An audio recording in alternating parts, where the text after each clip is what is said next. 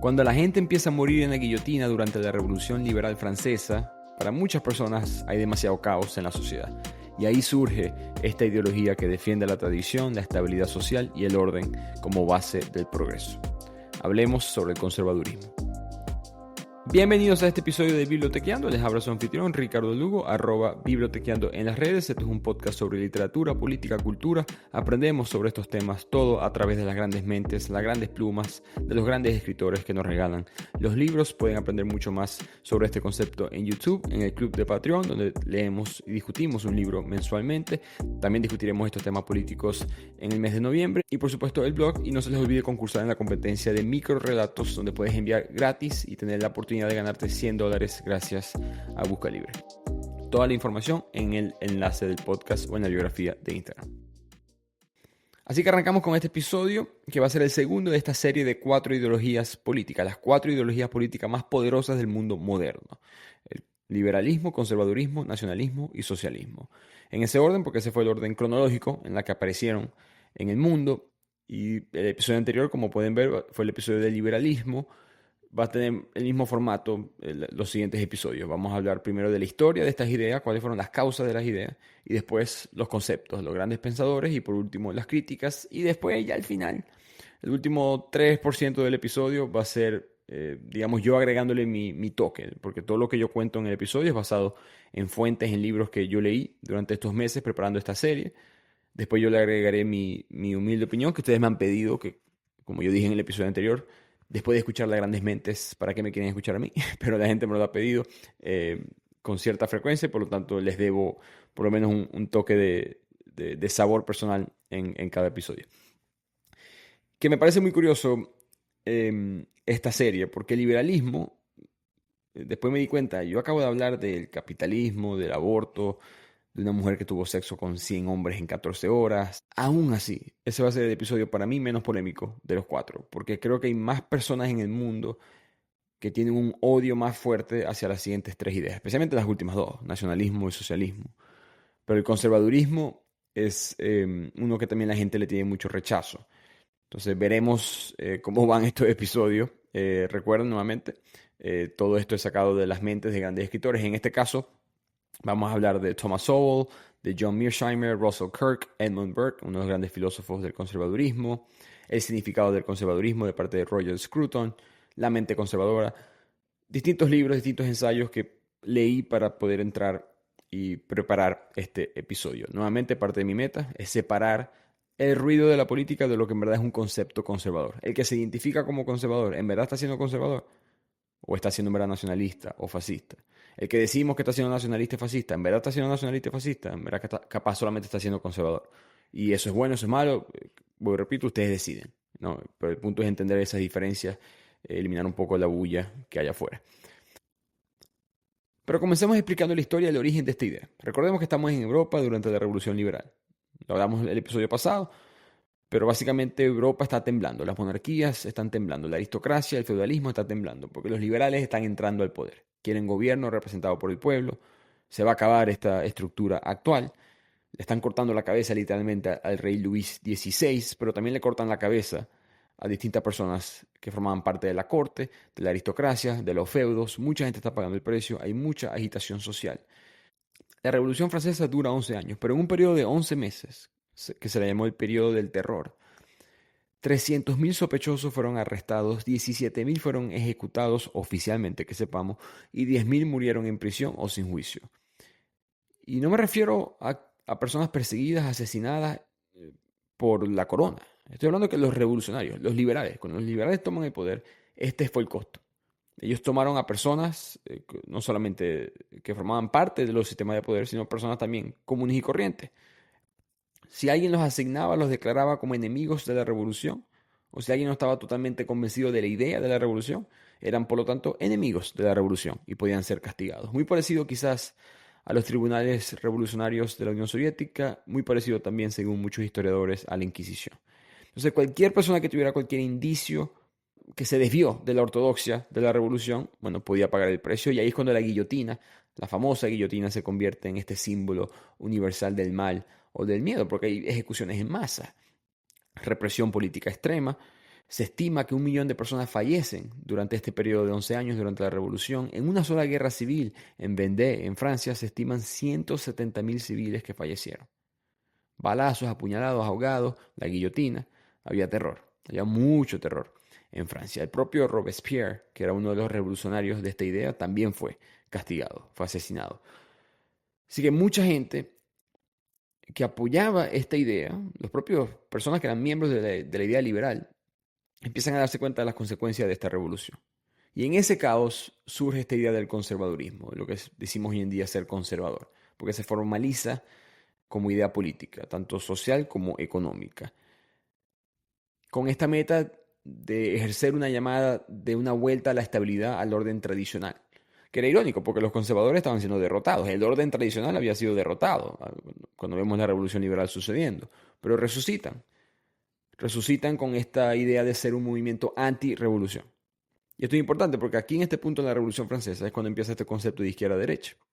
Porque cuando los franceses liberales toman la Bastilla, crean este gobierno representativo, la asamblea, quieren eliminar a la monarquía, bueno, están votando por distintas nuevas leyes en esta asamblea. Las leyes escritas por el pueblo en representación, en teoría. Y una de las leyes que quieren pasar y decidir es, bueno, le damos el poder del veto al rey. ¿No? Así como hoy en día el presidente puede a veces tener poder de veto en distintos países. ¿Puede un rey en esta época vetar una ley aprobada por esta asamblea del pueblo? Y la gente empezó a votar y cuando la cosa estaba medio pareja le pidieron a las personas, miren, ustedes que están diciendo que sí, que el rey debería tener ese poder de vetar las leyes de la asamblea, pásense para la derecha del cuarto.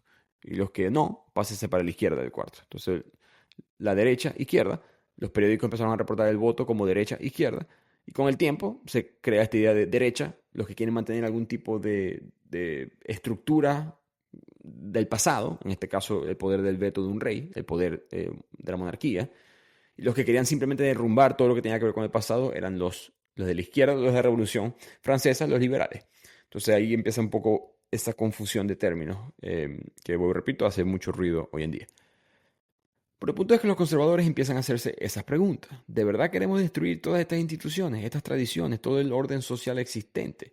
Ustedes liberales, uno de sus argumentos, uno de sus principios, es que el ser humano no tiene las funciones cognitivas para identificar la manera correcta de vivir la vida.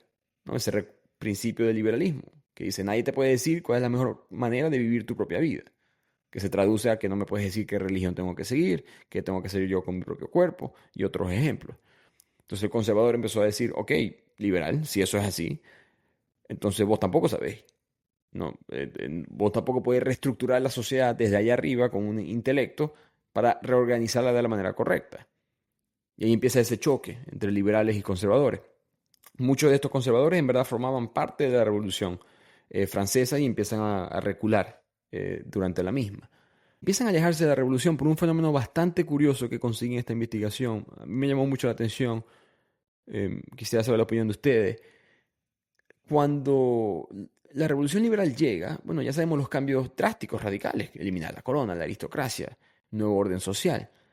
Pero también vienen unos cambios sociales, cambios revolucionarios que son, desde el punto de vista de muchos historiadores, innecesarios para el bien de una revolución. Porque lo que hace es crear más división en la sociedad nueva que quieres crear. No es solamente cambiar la estructura de poder. Empiezan a querer cambiar la cultura. Y empiezan a querer cambiar elementos que muchas personas de la cultura aprecian. Por ejemplo, la Revolución Francesa lograron cambiar el calendario. Literalmente odiaban el calendario gregoriano. ¿Por qué? Porque el calendario gregoriano estaba conectado al cristianismo, a la conexión de la iglesia, a la conexión de la corona. Entonces, en estos nuevos valores de la nueva república, eso no encaja. Entonces pusieron un nuevo calendario que mantenía los 12 meses, 30 días exactos, con semanas de 10 días. Le quitaron la semana de 7 días. Quitaron el domingo porque eso era un día religioso. Le agregaron fechas santas que eran revolucionarias.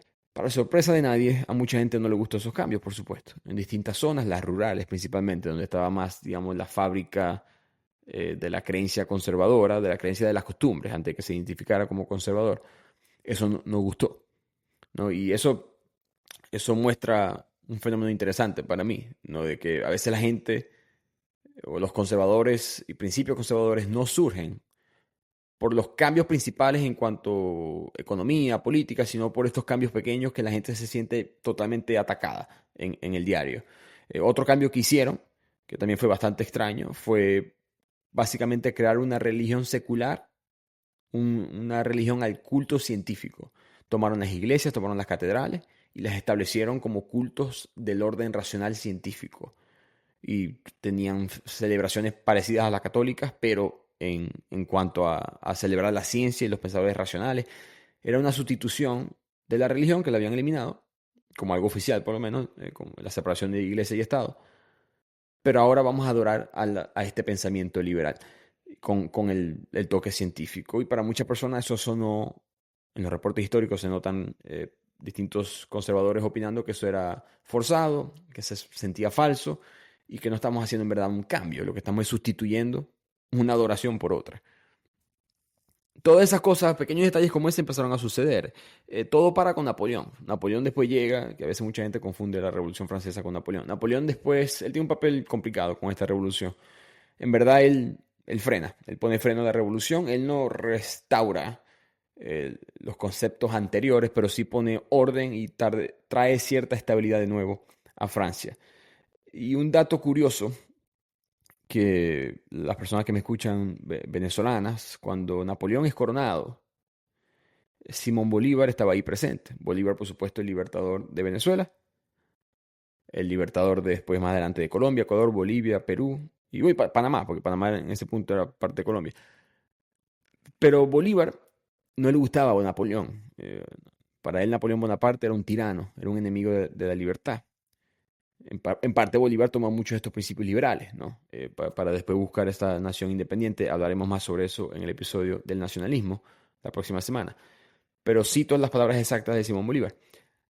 La corona que se puso Napoleón en la cabeza, yo la miré como una cosa miserable, de estilo gótico. Lo que me pareció grande fue la aclamación universal y el interés que inspiraba a su persona. Esto, lo confieso, me hizo pensar en la esclavitud de mi país y en la gloria que cabría al que lo libertase. Entonces muchos historiadores argumentan que Simón Bolívar, al presenciar esa coronación de Napoleón, es que en verdad él empieza a tener esta motivación, él mismo como individuo, de yo convertirme en el Napoleón de América, ¿no? El que los va a liberar a ellos. Entonces quizás si Bolívar no está en esa coronación, quizás él no entiende esa faceta, digamos, de las masas, de cómo aplauden a un líder que consideran que lo está peleando por ellos. Esa coronación fue en el año 1804. En el año 1811, Venezuela se independiza, 7 años después. Pero volviendo a la Revolución Francesa y los conservadores, están haciendo todo este tipo de cambios que son comunes en la historia de las revoluciones. Si recuerdan la Revolución Cultural de China, mismos conceptos, que obligaron a la gente a quitarse sus nombres, cambiar sus nombres, porque tenían que borrar todo tipo de descendencia, o mejor dicho, evidencia de una cultura feudal o burguesa. En Cuba recuerdo que Fidel Castro prohibió el saxofón, porque era un instrumento imperialista, porque venía de Bélgica. En Alemania nazi se prohibió el jazz, el swing, porque había conexión con la cultura afroamericana y judía. En Uganda este año se prohibió el sexo, no el matrimonio. El matrimonio también, pero el sexo entre personas del mismo sexo. Las relaciones sexuales románticas homosexuales están prohibidas. No por los argumentos que quizás escuchamos en el occidente, sino por colonialismo. Porque el colonialismo hay que eliminarlo de África, y la idea de los derechos gay es una idea occidental, que son los colonizadores, que son los imperialistas. Por lo tanto, si ellos creen en los derechos gay, nosotros tenemos que quitar los derechos gay. Lo que Slavoj Žižek declara que son las alianzas impías, cuando una revolución que es por el bien supuestamente se confunde tanto que empieza a apoyar el mal. Pero el punto es que parece inevitable, ¿no? Como que en el fervor de las revoluciones hay cambios sutiles que a la gente le cuesta meter freno. La misma gente de la revolución le cuesta decir, aguanten, esto no es necesario, esto no nos da un beneficio político. Y eso hace que surjan los conservadores. Y uno de los primeros fue Edmund Burke, que criticó la Revolución Francesa. Empieza a defender las instituciones tradicionales, empieza a argumentar que las instituciones son un contrato, son una sabiduría. No son simplemente un edificio. Son sabiduría acumulada después de siglos de experiencia. Una de las frases quizás más impactantes y que se recuerda más de Edmund Burke es que él dijo: la sociedad es un contrato entre los vivos, los muertos y los que están por nacer. Y por eso se le debe respeto a esas instituciones. Hay una sabiduría en ellas de parte de los ancestros que hay que respetar. Entonces Edmund Burke, a diferencia de los liberales, empieza a decir, yo no estoy en contra de los cambios, pero los cambios tienen que venir orgánicamente, tienen que provenir de abajo, no desde una oficina gubernamental o desde la mente de algún intelectual, ni mucho menos de manera tan rápida y drástica. Porque para un conservador el sistema social es tan complejo que es muy difícil que pueda ser analizado desde lo más arriba. Por eso que a Fyodor Dostoevsky, el gran autor ruso, que he hablado de él 1000 veces en este podcast, se le considera conservador. Yo pienso que él, en épocas modernas, no sé qué tan conservador sería, en verdad, pero en esa época, después de ser socialista de joven, él empieza a entender el aprecio por distintos principios que habían perdurado en el tiempo, como en su caso la religión, como cristiano ortodoxo de la iglesia rusa, más otros principios digamos, de la sociedad, que él veía la sociedad como algo muy complejo y que los que venían con ideas racionales iban a eventualmente a colapsar. Él hace distintas predicciones sobre los fracasos de las ideas racionales como el nazismo, comunismo, mucho más adelante en el siglo XX. Pero ese es el principio del conservadurismo, ¿no? Respeto a las instituciones, respeto a esa sabiduría. Segundo principio, esos cambios graduales, no radicales.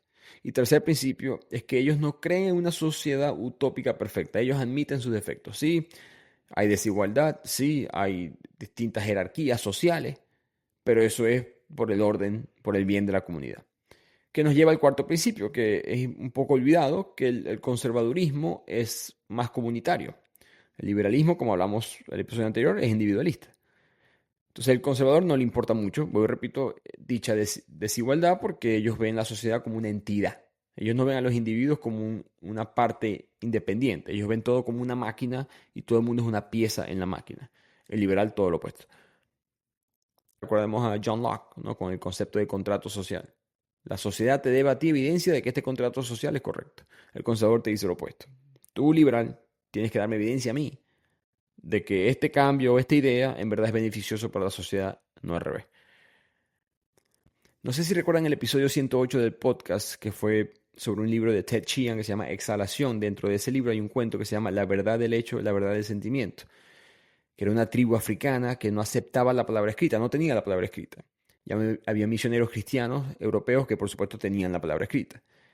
Y había problemas políticos y la tribu cambió de opinión sobre lo que los fundadores de la tribu o ancestros pensaban. Y uno de los miembros de la tribu se dio cuenta y buscó evidencia en la palabra escrita. Y la tribu le dijo, no, es que si no te estás dando cuenta que si apoyas a lo que se dijo de manera escrita, estás en contra de lo que nosotros estamos diciendo que ahora es la verdad de manera oral. Y así es como esta tribu se maneja. Y uno de los mensajes ahí escondido en ese cuento es un poco de quizás conservadurismo en ese aspecto. No de promoviendo necesariamente conservadurismo, sino mostrando un concepto del conservadurismo, que es comunitario. Tú, miembro de la tribu, tú trabajas a favor de la tribu. Si piensas que algo es lo correcto de manera individual, pero el resto de la tribu está en desacuerdo, lo siento mucho. Tienes que ir en el orden de la tribu. Y así son los conservadores y una gran diferencia con los liberales. Así que las instituciones sociales son muy importantes para el conservador. La familia, la religión, como las más claves usualmente. Pero creo que es importante entender las diferencias entre un conservador y un fundamentalista religioso. El conservador tiene una relación bastante liberal con el Estado, ¿no? A pesar de que son religiosos, un conservador sí cree en la separación de poderes. Cree en un gobierno secular. Creen en un gobierno donde las leyes reflejen valores éticos, pero no valores de un dogma religioso, ¿no? El gobierno no tiene por qué creer en un Dios. Las personas del gobierno, si quieren creer en un Dios, perfecto, pero el sistema gubernamental no debería de creer en un Dios. Entonces, si alguien escuchan por ahí que te dice que es conservador o piensa que es conservador, pero no está rompiendo esos principios, ya no es conservador, por lo menos en ese tema. Ahora estaría siendo fundamentalista religioso. A nivel macro, un perfecto ejemplo sería Irán, ¿no? Irán antes de la Revolución Islámica eran conservadores, una cultura, por supuesto, conservadora, pero no eran fundamentalistas. Es cuando llegó la Revolución Islámica que se convierten en fundamentalistas. Y uno de los problemas, eso, algo curioso del conservadurismo, es una ideología que, como depende tanto, es tan comunitaria en ese aspecto. Estos son los valores de la comunidad, estos son los valores de la tribu, de la nación. actúa acorde o cumple tu rol acorde. Entonces es difícil a veces definir principios del conservadurismo, porque es una idea colectiva que se va a moldear al ambiente que lo rodea. El liberalismo es liberalismo donde lo pongamos, ¿no? Los derechos liberales en Uganda no son muy diferentes a los derechos liberales en Canadá. El enemigo puede ser distinto, pero el principio es el mismo. El conservador se puede moldear un poco porque las instituciones sociales pueden ser diferentes. No, ahorita que hay tantas discusiones de la familia y de las relaciones en pareja, o si podemos hacer relaciones colectivas de 3, de 4, de 5. Bueno, si hay una sociedad dentro de 200 años donde todas las parejas en verdad crían familias, pero son 4 padres y 3 madres, por decir algo, y eso es lo estándar, bueno, eso sería la institución que el conservador trataría de mantener en ese momento, ¿no? Entonces varía mucho lo que es conservador acorde a la región, acorde a la cultura, acorde a la época, el tiempo. Entonces hay una frase de Walter Montenegro que me gustó mucho en su libro Introducción a las doctrinas político-económicas, que él decía, la vejez física siempre viene avisada, ¿no? Te viene con síntomas indudables, canas, temblores, arrugas, pero la vejez política no te la avisa nadie. No todo el mundo eventualmente se convierte en un conservador, todo el mundo, ya sea este ejemplo que acabo de dar o quizá otro ejemplo también moderno, el feminismo de la cuarta ola versus la tercera ola. No, la tercera ola es vista como conservadora, cuando en su momento no lo fueron. Entonces, el revolucionario de hoy es el conservador de mañana. Pero eso desde el punto de vista social. Desde el punto de vista económico, el conservadurismo es bastante particular, porque como se desarrollan dentro de este marco de la revolución liberal, ellos sí tomaron ciertos principios desde el punto de vista económico de los liberales. Por ejemplo, el libre mercado, ¿no? Ellos sí creen en este liberalismo económico, por lo tanto, los conservadores son capitalistas. Lo que es que después ellos tomaron ese concepto del capitalismo, lo establecieron más como una doctrina individual de la persona. Entonces el conservador cree mucho más en la responsabilidad fiscal, en los presupuestos balanceados, ya sea del Estado o de una persona, en reducir las deudas, en la riqueza, en la innovación, en la propiedad privada, en los bajos impuestos. Piensen en Margaret Thatcher en Inglaterra, Ronald Reagan en Estados Unidos, desde el punto de vista económico. Por aquí viene algo muy interesante. Una de las cosas más interesantes que descubrí o que me quedé pensando en la investigación de este episodio. Muchas veces va a haber un choque entre los valores económicos y los valores sociales para los conservadores. Muchas veces el libre mercado, muchas veces la innovación va a traer un cambio radical a la fábrica de la sociedad y el conservador se queda como en 3 y 2. Se queda en el medio. Y la decisión que el conservadurismo ha tomado como idea es siempre respaldar el orden social a favor de las libertades económicas. Y ahí es una de las grandes diferencias conceptualmente hablando con el liberalismo. En la práctica ya hablamos como el liberalismo económico ha evolucionado, ha cambiado. Pero el conservador, por definición, promueve restricciones al mercado. En verdad no son tan pro libre mercado. Tienen estructuras como por ejemplo subsidiar a los campesinos, a las granjas, a la vida rural, porque quieren mantener ese orden. Son símbolos de la tradición, de la continuidad. Recordemos, todos estos cambios radicales que están sucediendo en la Revolución Francesa, las zonas que están más en contra son las zonas rurales. Piensen en países que dependen mucho de una industria, ¿no? Pasa mucho en países petroleros, que sí, son libre mercado y son capitalistas, pero son proteccionistas con sus industrias, ¿no? Prefieren mantener el orden social del país. Si hay que restringir el mercado o poner distintas restricciones, lo hacen. Creo que lo vemos hoy en día con las redes sociales. Cuando llegaron las redes sociales, si uno se puede volver en el tiempo un poco, cuando empiezan a aparecer las redes sociales, los conservadores eran uno de los grupos más en contra. Cuando era en verdad producto del libre mercado, de la innovación, de todos estos principios económicos que los conservadores apoyaban. Pero ¿por qué estaban en contra? Porque para ellos las redes sociales y otros cambios tecnológicos estaban dañando la fábrica de la estructura social. Entonces, una dinámica interesante en este principio. Y con eso llegamos a una aclaración muy importante que quiero hacer en este episodio, que es la diferencia entre nacionalista y conservador. Hablaré de eso un poquito más, o van a ver más, digamos, claramente la diferencia entre nacionalista y conservador en el próximo episodio. Pero el conservador puede llegar a ser nacionalista, pero son dos ideas diferentes, ¿no? Y muchas veces vamos a ver a gente que se identifica como conservadores y son nacionalistas. Y muchas veces vamos a ver a gente que los categorizan, la sociedad los categoriza como nacionalistas y no necesariamente lo son. Capaz son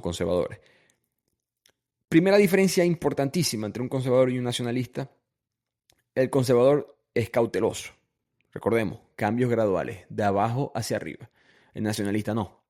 El nacionalista llega y establece todos los cambios desde una oficina central, con un gobierno bastante grande, no un gobierno pequeño como le gustan los conservadores, para controlar a todos los aspectos del país. Segundo, los conservadores prefieren como que las subestructuras de un gobierno. Respetan las estructuras locales. Quieren autonomía de sus propias regiones, de sus propias subculturas. El nacionalista para nada. La subcultura es un problema. El nacionalista es centralista. Y tercero, la diversidad. Conceptualmente, el conservador no se opone a la diversidad cultural. Se puede oponer a la diversidad de ideas. No son ideas que atacan la fábrica social, pero la diversidad de raza o etnicidad no es algo que ellos, por concepto, deberían, recordemos, estamos hablando de conceptos, por conceptos no deberían estar en contra. Para el nacionalista sí, por supuesto. Usualmente el nacionalismo va a ser una etnicidad, un tipo de identidad homogénea a través de todo el país. Piensen en un perfecto ejemplo. Franco. No, Franco en España va a prohibir el catalán, va a prohibir el lenguaje vasco, todas estas subculturas dentro de España, prohibidas por el bien de una identidad nacional. Esos son conceptos nacionalistas. Y por supuesto, conservadores de la época, y supongo que todavía hoy en día, apoyan a Franco, pero un conservador debería en teoría ver a Franco y decir, eso no es un conservador, eso es un nacionalista. Y yo no apoyo eso, en teoría conceptualmente hablando. Así que ese fue el origen y los conceptos, en verdad, del conservadurismo. Una ideología un poco menos compleja que el liberalismo, porque es menos radical. Por supuesto, el liberalismo trajo muchas ideas nuevas. Pero hablemos ahora de las críticas. Y como les mencioné, yo no quiero hablar de las críticas típicas. Creo que todo el mundo sabe cuáles son las críticas de estas 4 ideologías modernas. Quiero hablar de conceptos mucho más filosóficos, conceptuales, de parte de la mente de grandes autores, pensadores, no solamente los que mencionamos, sino otros. Entonces, ¿cuáles son esas, para mí, principales críticas? Bueno, que acepta la desigualdad, que al establecer esta jerarquía de estabilidad social, la desigualdad forma parte de la maquinaria, de la estructura conservadora, porque cumple un bien mayor. Y podemos quizás decir que la utopía no existe y que siempre va a haber algún nivel de desigualdad de una manera u otra. Pero el conservadurismo promueve mucho el ser subordinado y mantenerse subordinado, de establecerle un rol a alguien y mantenerlo limitado desde el punto de vista individual. Y eso en ciertas estructuras, el origen de eso, distintos pensadores dicen, viene porque hay estructuras donde eso tiene sentido, pero son estructuras micro, estructuras mucho más pequeñas. La familia, por ejemplo, la jerarquía en la familia. Hay un video muy bueno de Ernesto Sábato, por supuesto, gran autor argentino, El Túnel, le hicimos resumen en este podcast. A Sábato le preguntan si un hijo puede ser amigo de su padre o de su madre. Y Sábato se ríe y dice como que imposible, ¿no? Sí, entonces hay una mala definición de amistad. Porque la amistad es entre personas que son iguales. Yo no puedo ser amigo tuyo y considerarme superior o inferior, ¿no? Las amistades nos vemos ojo a ojo. Pero en las relaciones padre e hijo, madre, e hija, hay una jerarquía. Una estructura que promueve después que el hijo o hija eventualmente ya va a tener su propia potestad, su propio individualismo. ¿No? En el conservadurismo a nivel macro en la sociedad eso no siempre funciona así, entonces se presta mucho para la discriminación de distintos grupos, identidades, todo por el bien de lo grupal y además quién está decidiendo qué es lo grupal.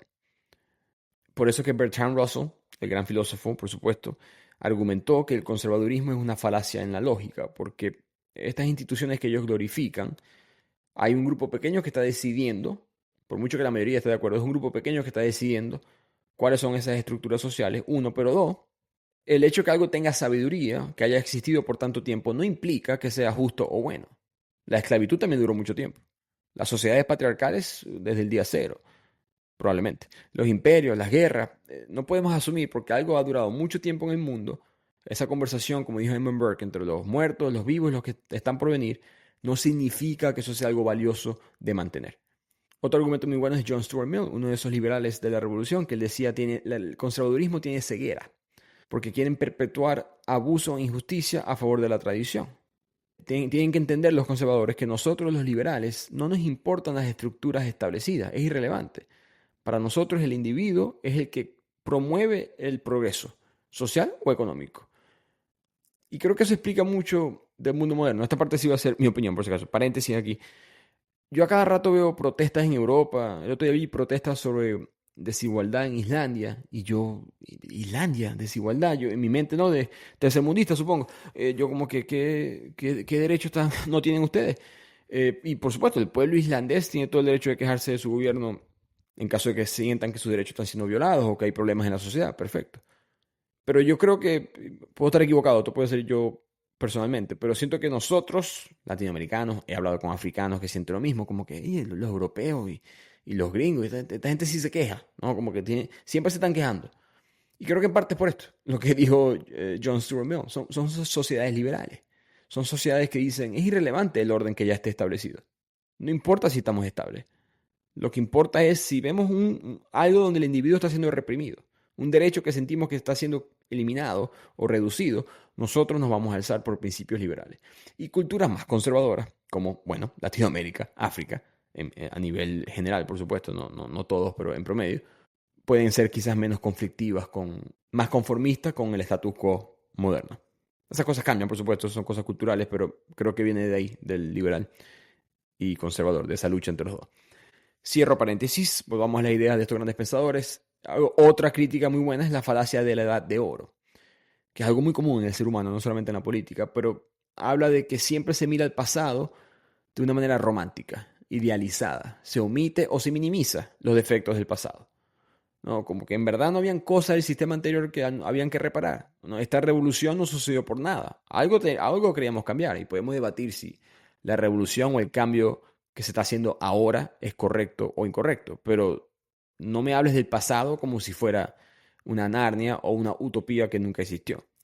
Por eso que el filósofo alemán Theodor Adorno argumentó que el conservadurismo le falta imaginación. Porque al estar contento con lo que se tiene, se restringe el pensamiento para pensar en algo mejor, en algo diferente. Se mantienen sociedades que evitan el progreso. Y bueno, mi gente, con eso llegamos al final de este episodio. Nuevamente contamos los conceptos, las críticas, la historia del conservadurismo. No es un episodio para decirte en qué pensar. Simplemente es un episodio para entender cuáles son los principios de estas teorías políticas, para darte mi grano de arena, mi pensamiento final, por decirlo así. El conservadurismo es muy interesante porque es una idea que siempre se hace esa pregunta de ¿vale la pena o no quitar la cerca? No. La cerca de Chesterton, el famoso autor G.K. Chesterton, conservador, que decía, si vas manejando por la calle y de repente en esa misma calle hay una cerca atravesada que no tiene sentido, tienes que parar, te bajas del carro, miras la cerca, miras alrededor, no entiendes por qué esa cerca está ahí, la quitas, sigue manejando y tienes un accidente. Y el mensaje de esa metáfora era, si vas a quitar una cerca, tienes que estar bien seguro de entender por qué esa cerca está ahí. A menos que no sepas por qué esa cerca está ahí, nunca quites la cerca. Entonces, nuevamente, no es no quitar la cerca, no es no al cambio, pero sí entender por qué alguna restricción está ahí. Me pasa mucho con amigos, yo que acabo de tener un hijo, amigos que me dicen, ten cuidado con las vacunas y no le inyectes la vacuna del polio, que el polio ya no existe, ¿qué tal? Bueno, claro, el polio no existe porque está la cerca de la vacuna. ¿No? Entonces, eso es algo para mí que yo valoro de esta idea del conservadurismo, que creo que se pierde en la política nuevamente, ¿no? Esa opinión que te acabo de dar de la vacuna del polio, por lo menos aquí en Estados Unidos te le dice mucha gente de derecha, que se dicen que son conservadores, pero de hecho yendo en contra de un principio conservador. Pienso que muchas ideas que hasta son de izquierda son a veces conservadoras, como el movimiento ambientalista. ¿Qué movimiento es más conservador que ese, no? ¿Qué movimiento más no toque nada, que hemos hecho mucho para llegar aquí? ¿No? ¿Qué más movimiento tiene más desconfianza del cambio radical? ¿No? Que defiende el orden natural, la preservación de los recursos, el equilibrio natural de las cosas, la responsabilidad intergeneracional, el respeto a los muertos y respeto a los que vienen, prudencia, moderación, autonomía comunitaria, conservación local. Todo esto son principios conservadores. Pero por X razón, el partido que uno diría conservador en cada país no toma eso como bandera. Entonces por eso es que me gustó mucho investigar sobre esto, porque creo que ese fue lo que yo me llevé del conservadurismo. Yo me he hecho exámenes políticos para ver dónde yo caigo y en verdad nunca he salido muy conservador que digamos. Pero lo que yo sí me llevo de la idea es esa habilidad de pensar, ok, ¿por qué es que esto está aquí? Si ha perdurado mucho en el tiempo, estamos seguros que lo queremos cambiar. Obviamente en la práctica eso evita muchos avances y como mencioné, justicia que llega tarde no es justicia. Entonces muchas veces necesitamos cambios radicales, muchas veces la sociedad solamente avanza a costa de un cambio radical. Se queda atorado muchas veces en las ideas, no que sean viejas, irrelevantes si son viejas, en las ideas malas. Y las respetan por ser viejas.